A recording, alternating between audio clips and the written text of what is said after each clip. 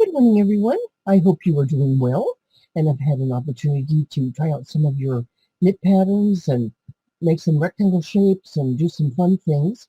I'm going to be talking to you this week about things that are going to work well for you to consider as gifts. Now, remember, on Friday, I showed you a little sample, and I have turned that sample rectangle into a little tote, and it has just a light little lining in it and a little pocket. You see the pocket there, and it just makes a wonderful use of your patterns, checking out your patterns to make sure that they're what you want them to be. It has a nice surface texture to it and lots of interesting colors.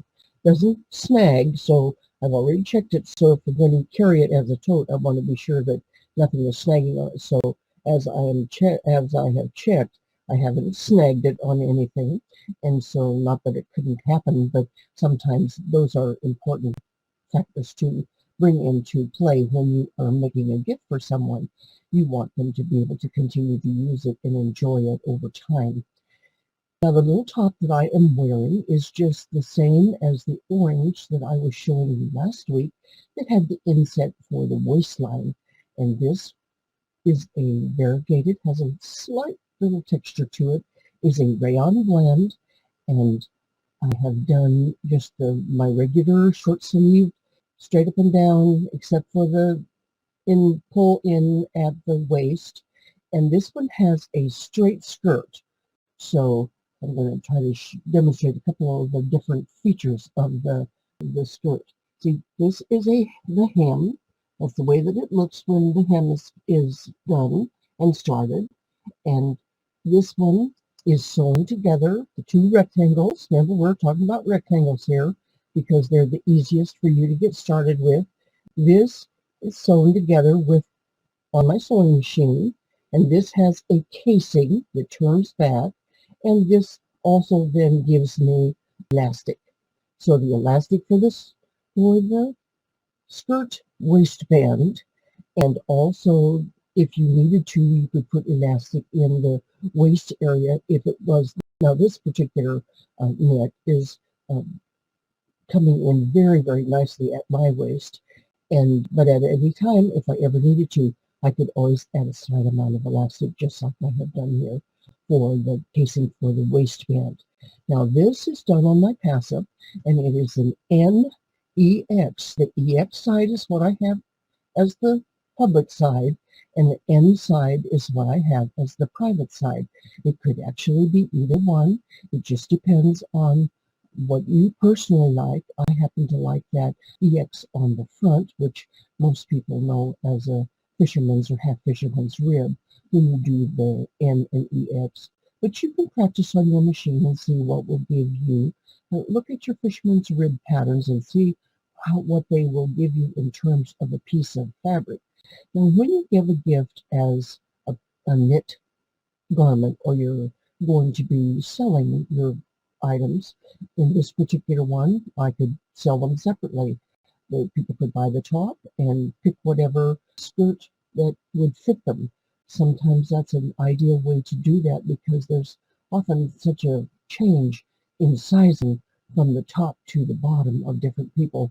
And to sell them as a set sometimes isn't always very practical because one or the other of the items may or may not fit them properly. So just knit up your items. So you have all your little short sweaters. You have all your skirts if you choose to do something along the line of what I'm talking about today. Do your regular cast on, do your crochet cast off, and you have in very short order a very beautiful item that is available for sale for your people. Now, when you are selling them, put one on a mannequin inside your booth so people see what it looks like. Put your jewelry on it. Be sure, again, that you sell them a small swatch of your fabric so they can check their jewelry to make sure it doesn't snag, and that way they won't ruin their sweater if the jewelry does snag. Then sometimes after you made the snag, it may or may not be easy to correct. So a small swatch, maybe a 4x4, that you explain to them Check any jewelry that you might want to wear with your knitwear so that you are sure that it won't snag your neck, and then know that you'll be able to wear that jewelry in confidence so that you won't ruin your top as you're going about your business. Now, some people wear jewelry, some don't. It really is not a matter one way or the other, but there are a lot of times jewelry pieces, rings and necklaces snag.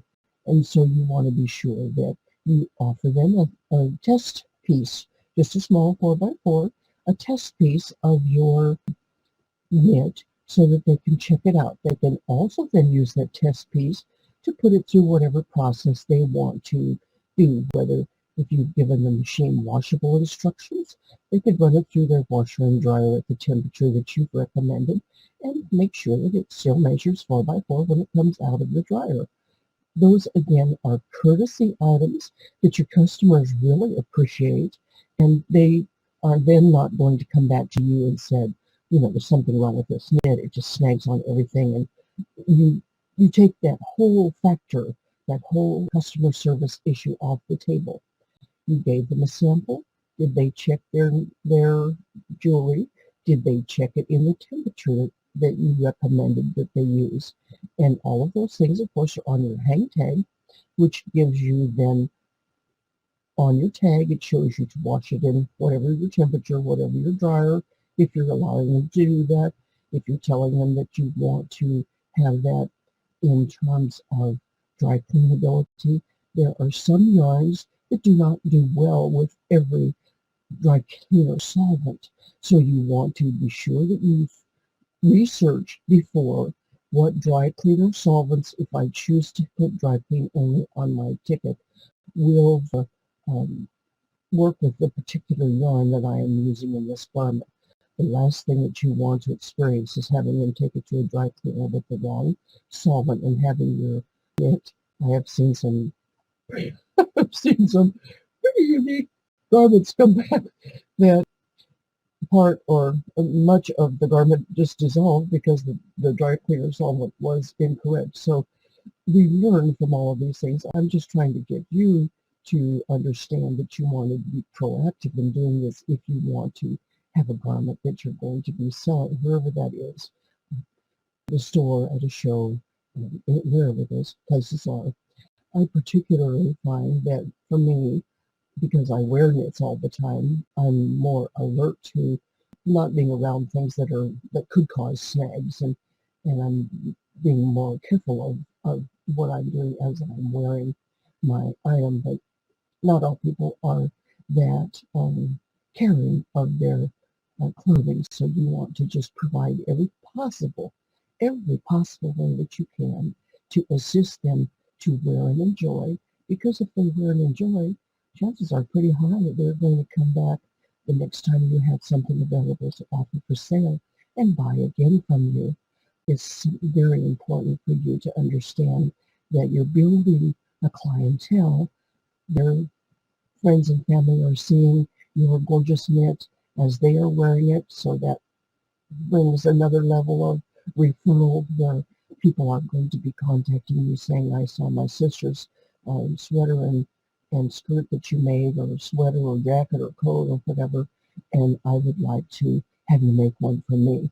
So you can do a mix there of creating items that are available for sale and custom done items where you're working with one individual client and their measurements. You're taking good care of your customers and you are enjoying your work at machine knitting. Keep exploring. Happy knitting.